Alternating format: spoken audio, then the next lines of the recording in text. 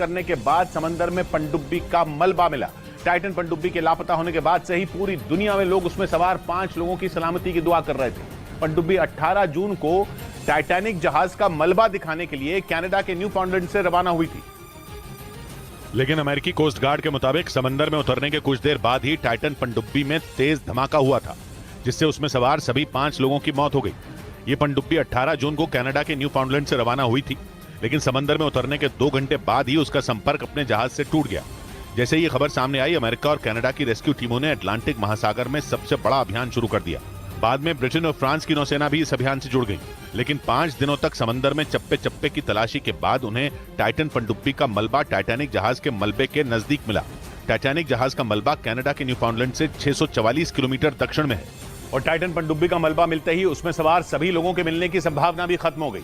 अमेरिकी coast guard के मुताबिक पनडुब्बी में भारी दबाव के बाद हुए धमाके की वजह से यह हादसा हुआ, जिसमें टाइटन पनडुब्बी में बैठकर टाइटैनिक जहाज का मलबा देखने गए 5 लोग अपनी जान गंवा बैठे। रेस्क्यू ऑपरेशन को खत्म करने के बाद अमेरिकी कोस्ट गार्ड के अधिकारियों ने इस हादसे में मारे गए सभी लोगों को श्रद्धांजलि दी। I offer my deepest condolences to the families.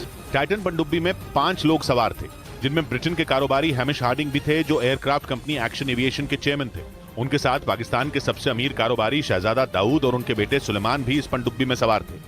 इनके अलावा फ्रांस की नौसेना के अधिकारी पॉल हेनरी और टाइटन पनडुब्बी बनाने वाली कंपनी ओशन गेट के सीईओ स्टॉकटन रश भी इसमें मौजूद थे।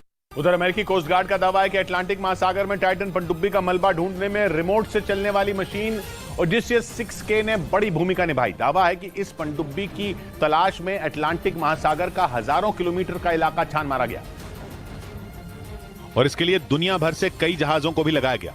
लेकिन 5 दिनों तक चले इस तलाशी अभियान के बाद टाइटन पनडुब्बी के मलबे को ढूंढने में रिमोट से चलने वाली ओडिसियस 6K मशीन की सबसे बड़ी भूमिका रही।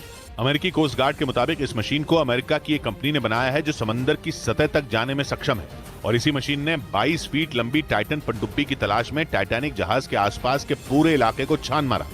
दावा है कि काफी तलाशी के बाद ओडिसियस 6K मशीन को टाइटैनिक जहाज के नजदीक ही टाइटन पनडुब्बी का मलबा मिला। इस बीच अमेरिकी नौसेना ने दावा किया कि उसके खुफिया हथियार ने टाइटन पनडुब्बी में हुए धमाके की आवाज सबसे पहले सुनी थी। अमेरिकी नौसेना के मुताबिक उसने कई दिन पहले ही यह आवाज उसी जगह सुनी जहां अंतिम बार टाइटन पनडुब्बी ने अपने जहाज से संपर्क किया था।